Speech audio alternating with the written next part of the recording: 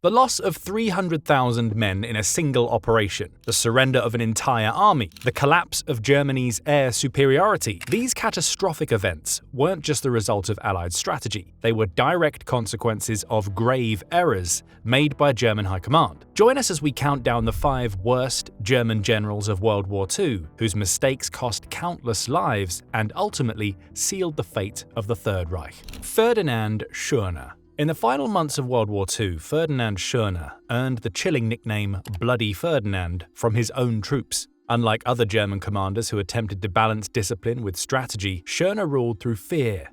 His reputation for brutality and his unwavering loyalty to Hitler led to rapid promotions, putting him in charge of key defensive sectors as Nazi Germany crumbled. While his ability to organize defenses under extreme pressure was undeniable, his leadership came at a horrific cost to his men.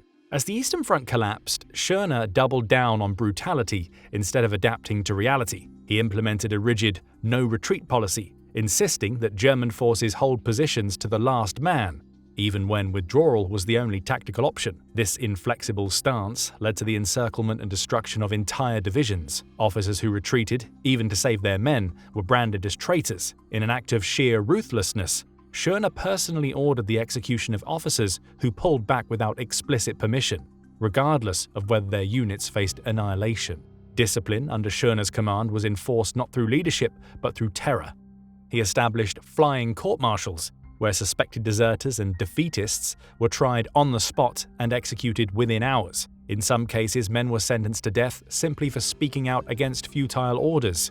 In one of his most notorious acts, Schörner ordered military police to hang deserters from trees along roads, leaving their bodies dangling as a gruesome warning to others. The result was an army that feared its own command as much as it feared the enemy. By April 1945, as the Soviets closed in on Berlin and German resistance crumbled across Europe, Schörner's brutality reached its breaking point. His final command was the remnants of Army Group Center, tasked with defending German-occupied Czechoslovakia. However, with the war effectively lost, even his own men could no longer stomach his leadership. Facing certain defeat and unwilling to die for a doomed cause, thousands of his soldiers deserted in the final weeks of the war. Some fled west to surrender to the Americans, while others simply vanished into the chaos of Germany's collapse. As the Third Reich fell, Schörner, despite his fanatical orders, abandoned his own troops. In a final act of hypocrisy, he fled to Austria in disguise rather than making a last stand as he had commanded countless others to do. He was soon captured by American forces, ending his reign of terror over what remained of the German army.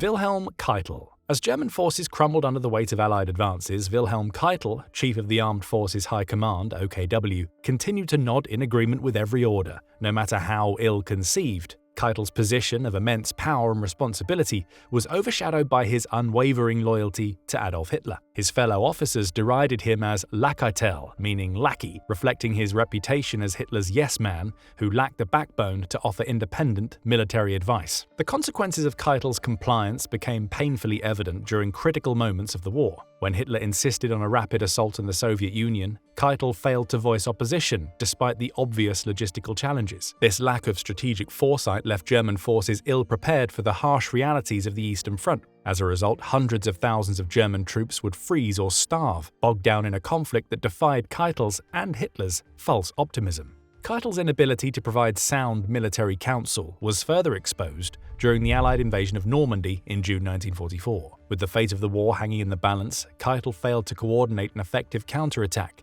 instead deferring to Hitler's increasingly delusional belief that the landings at the Juno, Omaha, Utah, and Sword beaches were just a diversion. By the time Hitler permitted reinforcements, the Allies had already secured their beachheads. Perhaps most damning was Keitel's willingness to implement criminal orders that violated international law. He personally signed off on the Commissar Order, which demanded the execution of captured Soviet political officers, a war crime that fueled Soviet rage and ensured that German soldiers on the Eastern Front would receive no mercy. When Hitler ordered the Night and Fog Decree, allowing the secret arrest and execution of resistance fighters across occupied Europe, Keitel approved it without hesitation. His actions directly contributed to the brutal policies that erased any moral distinction between the German military and the SS. By 1945, as Berlin burned and the Third Reich faced inevitable collapse, Keitel remained loyal to Hitler, even when reality demanded surrender. While other commanders saw the futility of the fight, Keitel refused to act independently, instead issuing pointless last-stand orders that wasted thousands of lives in a war that was already lost.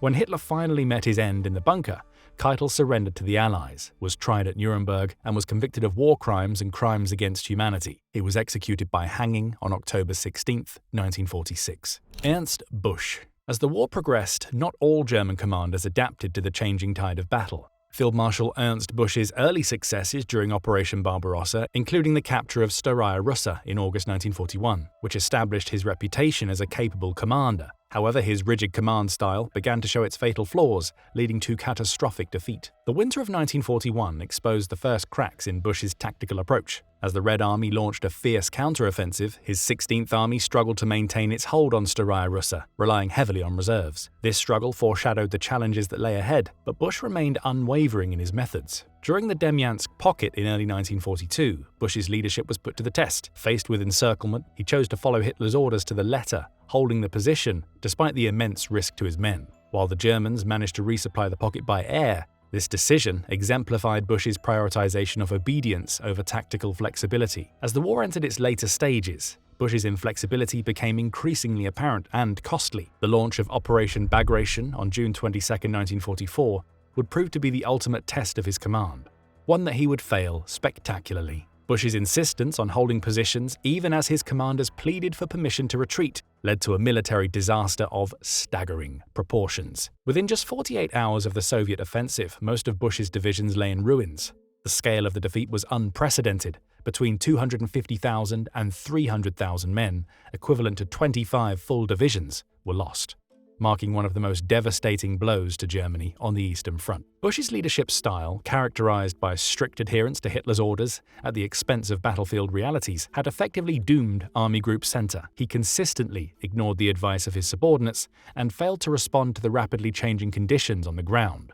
His failure was so overwhelming that even Hitler, who despised retreat, was forced to acknowledge Busch's incompetence. On June 28, 1944, just days after the start of Operation Bagration, Busch was fired and replaced by Field Marshal Walter Model. Unlike many high-profile German commanders, Busch never recovered from this failure. He was sent to Army Group Northwest, a largely symbolic role as the Third Reich crumbled. He surrendered to the British in May 1945 and died in captivity a few months later. Hermann Göring.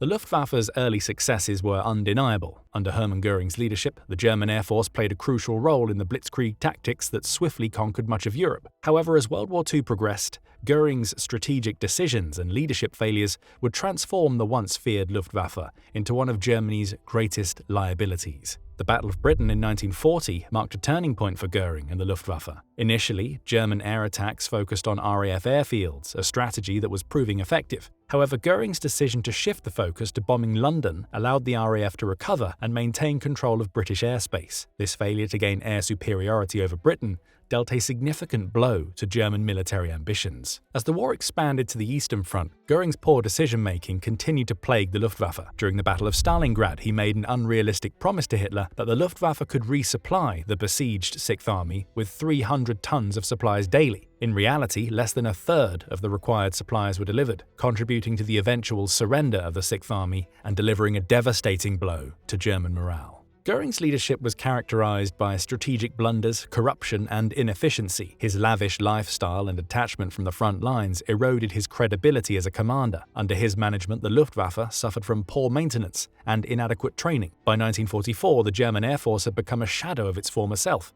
unable to mount significant opposition to the advancing Allied forces. Göring's failure to prioritize the production of fighter planes over bombers further weakened the Luftwaffe's defensive capabilities. The decision left Germany increasingly vulnerable to Allied air raids, unable to protect its cities and industrial centers. The consequences of this mismanagement were felt across all fronts, as German forces found themselves without crucial air support in key battles. Göring's strategic incompetence not only cost Germany its air superiority, but also had far-reaching effects on ground operations. The inability to defend against Allied bombing raids severely hampered German industrial production and troop movements, ultimately contributing to the Third Reich's downfall. As Nazi Germany collapsed, Göring, once Hitler's chosen successor, was cast aside. In April 1945, as Soviet forces closed in on Berlin, Göring made the mistake of assuming leadership. He sent a telegram to Hitler suggesting that he take control of the Reich. Hitler, paranoid and enraged, saw this as treason and ordered Göring's arrest. Stripped of his titles, Göring surrendered to US forces on May 9, 1945, rather than face Soviet capture. At the Nuremberg trials, Göring was charged with war crimes and crimes against humanity. Despite his bombastic defense, he was found guilty and sentenced to death by hanging. However, on October 15, 1946, just hours before his scheduled execution, he took his own life by taking cyanide. Franz Halder. As the German war machine set its sights on the Soviet Union in the summer of 1941, one man's grave miscalculation would set in motion a chain of events that would ultimately lead to the downfall of the Third Reich. Franz Halder, serving as the chief of the Army General Staff since 1938, was tasked with planning Operation Barbarossa, the ambitious invasion of the Soviet Union. Halder's strategic abilities had earned him this position, but his critical underestimation of Soviet strength would prove to be a fatal flaw in Germany's Eastern Campaign. Halder's initial assessment of Soviet military capabilities was alarmingly inaccurate, with his estimate falling short by about 120 divisions. This substantial error in judgment led Halder to make overly optimistic predictions about the success of Operation Barbarossa. Halder confidently asserted that German forces could capture Moscow before the onset of winter, a belief that would have dire consequences for the unprepared German troops. The repercussions of Halder's miscalculations quickly became apparent as the invasion unfolded. His failure to accurately assess Soviet strength led to inadequate preparation and resource allocation for the German forces. Perhaps most critically, Halder's optimism resulted in a lack of winter gear and supplies for the troops. As temperatures plummeted, German soldiers found themselves woefully unprepared,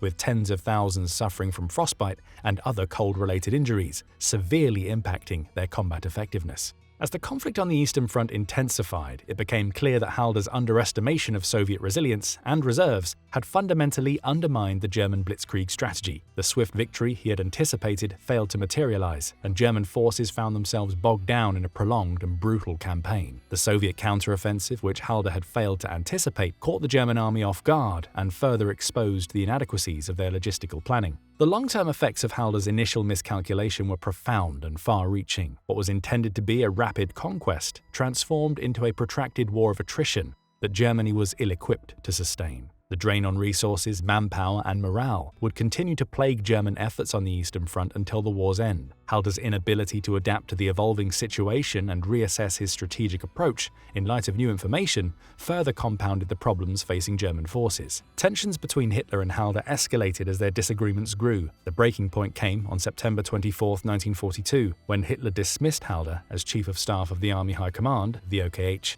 and replaced him with Kurt Zeitzler. Halder was then put into the Führer Reserve, effectively ending his military career. Well, that's it. Thanks for watching. If you like this video, you won't want to miss our deep dive into the 5 greatest German generals of World War II. Check it out next to see how the best and worst commanders compared on the battlefield. And as always, don't forget to like, subscribe, and hit the bell for more World War II stories. And we'll see you in the next one.